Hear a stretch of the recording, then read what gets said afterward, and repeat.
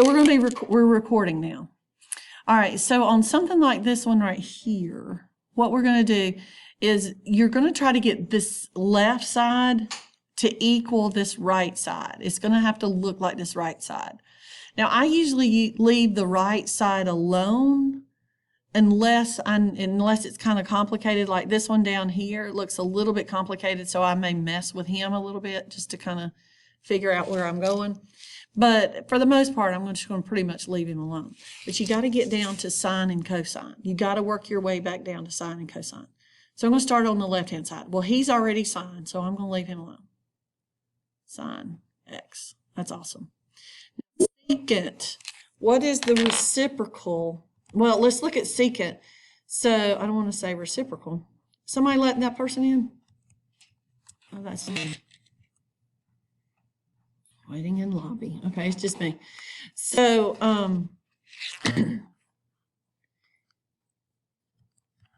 sorry. So secant, how can I get him down to sine or cosine? How can I do that? Did y'all go back to your identities over here? Let's go to, I know what I'm going to do. I'm going to pause this first. Okay, so here's the deal. We've got secant. So let's go back over here to your cheat sheet. And guys, I had asked y'all to do the cheat sheet on your paper so that you could have it with you at all times and you don't have to keep flipping back and forth a lot. So that's kind of what we're going to do right here. So secant. Come and look at my little cheat sheet. And so what would I use with secant? Well, how can I get secant down to a sine or a cosine? And online folks too, if you want, y'all can text me on Remind too. If you don't want to say it out loud, you can text me on Remind your answer.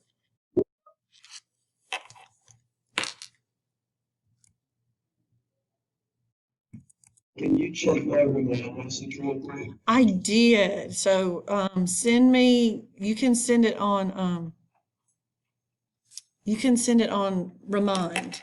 You can give me your answer on Remind. Can you check what I sent you? Oh, back.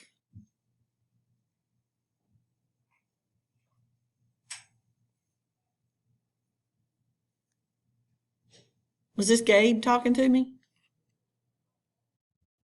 Yeah. Yeah, you can send, you can just send me your answer on Remind if you want. So you don't have to talk. You can just send it on Remind. Okay, help me out, people. Come on, let's go. Let's get this. Secant. How can I get secant down to a sine or cosine? What can I do? Secant.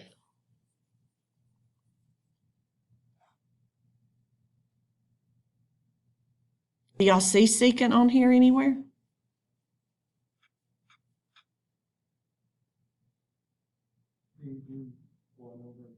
Perfect. Perfect. So instead of secant, I'm going to say 1 over cosine.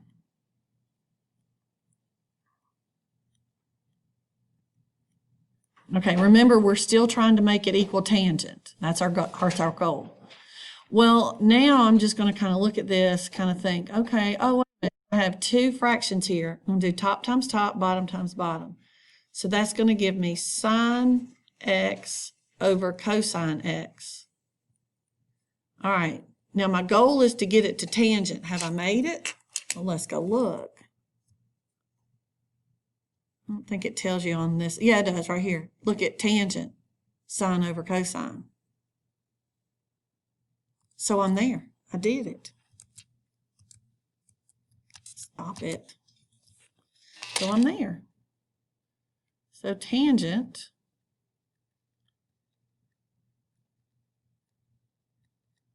ta-da.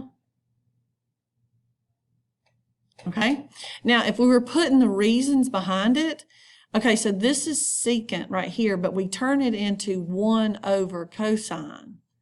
That's a reciprocal. That's over here. That's one of these reciprocals. And if you want to, in your notebook or in the document, the questions document, you can put that, these are reciprocal identities.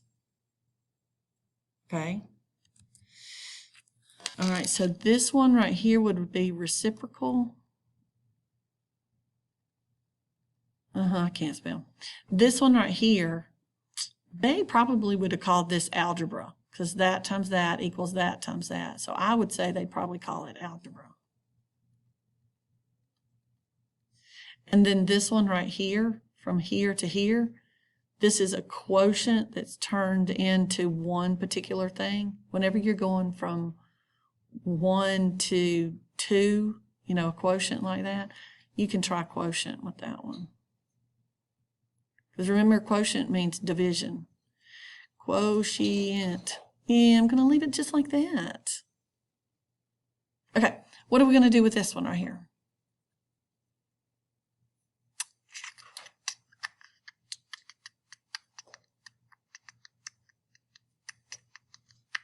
Start on the left-hand side. So this one is already down to sign, isn't it? Can we get this one down to sign? Cotangent?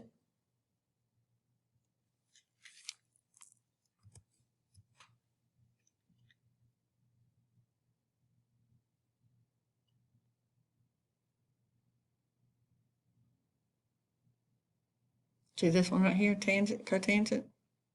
Oops, didn't mean to do that, but that's where it is right there.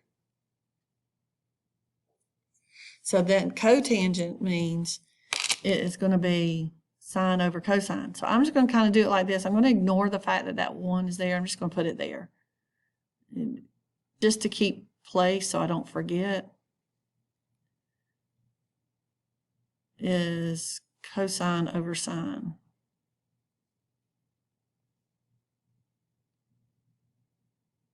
Okay? Are y'all okay where I went with that? Y'all all right with that?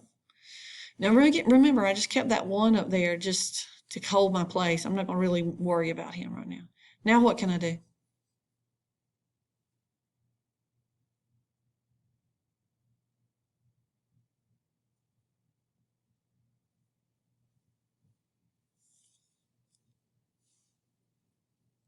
Ignore this 1 up here. What would I do if I had sine x over 1 times cosine x over sine?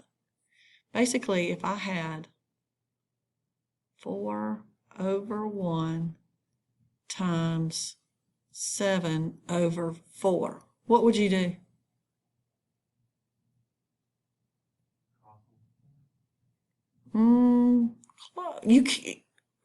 Cross multiply would indicate that I'm doing the 4 times the 4. But you're on the right track. You could multiply these together, which gives you 28 over 4. Can that reduce? By what?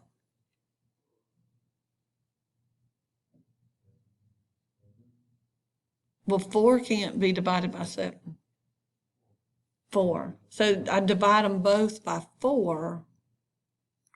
Okay, now y'all remember back in the day when your teacher's like, y'all need to learn how to cancel. Y'all got to cancel. This is why right here, because to save yourself some time, you could have recognized that there's a 4 on the top and a 4 on the bottom and canceled them out. And a 1 and a 1. And then that would have just left you with 7 over 1, which is where we are right here. And you're like, well, I don't mind doing that. Well, that's fine and dandy, but nobody wants to do it over here. So see, we got a sine over 1, just like the 4 over 1. And we got a cosine over sine, just like the 7 over 4. Well, there's a sine on the top and a sine on the bottom, so I can get rid of them. So that's going to leave me with just 1 over cosine. I could have said cosine over 1, but that's still cosine. And that's it. Equals, hey, I'm there. That's what I was trying to get to. I did it. So to get cotangent to cosine over sine, that's going to be a quotient. Because you see, we're turning, quotient means division. And then to go from this right here to that right there to 1 over cosine, well, that's just algebra. See, just like we did right here. The rules are going to be the same, no matter if they're sines, cosines, mu. What did I just say? Yes, I said mu. Statistics is coming this week. So excited. All right, let's try this one right here. All right, so I'm going to take tangent squared minus cotangent squared equals. So let's come back over here. Cotangent squared. The fact that there's squares all up in here, I'm going to see this as possibly a Pythagorean. Okay. So there's the secant. Let's just mess with this side over here. So secant squared. Secant is the same thing as what? Secant. Secant. Up here. Yeah. Okay. So I'm going to say 1 over cosine squared. And guys, you got to be willing to make mistakes on these. Got to be willing to make mistakes on these. All right, what is this cosecant going to be?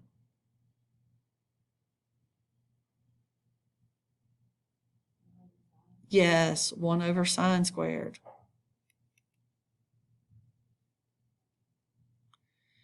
Okay, now, this is a big one. They do this one a lot. When you have two fractions, and there's a plus or a minus in between them, you got to be willing to find a common denominator. Again, y'all are sitting there saying, oh, I see why they made us do all that stuff before. I've only got 3 minutes. Can we get this done in 3 minutes? I think we can. Okay, so I'm going to multiply both of these. My common denominator is going to be cosine squared sine squared. Oops, cosine squared sine squared x. That's my common denominator. So that means I'm going to multiply this side by sine over this part.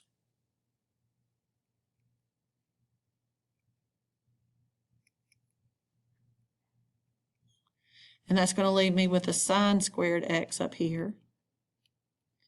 Minus, and then this one's going to leave me with a cosine.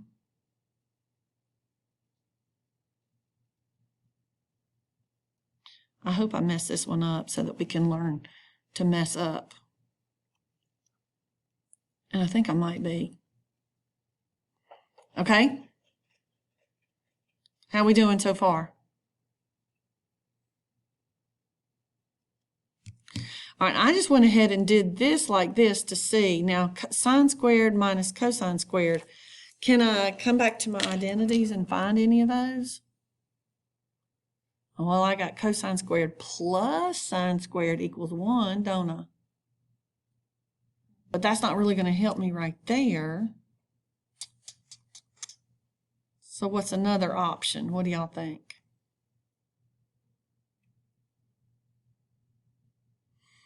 I could take, let's see, let's kind of work with this side and see what we got. Tangent squared is sine squared over cosine squared minus cotangent is cosine squared over sine squared.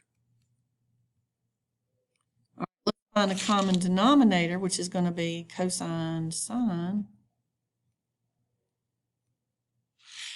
Somebody let that person in.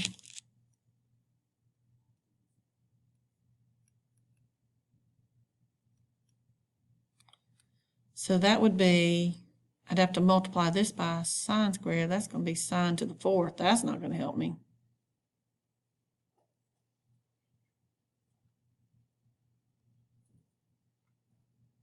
Because see, this one I'd have to multiply by sine squared. Multiply the top and the bottom by sine squared. I get sine to the 4th minus cosine to the 4th. All right, so I don't know how that's going to help me a whole lot.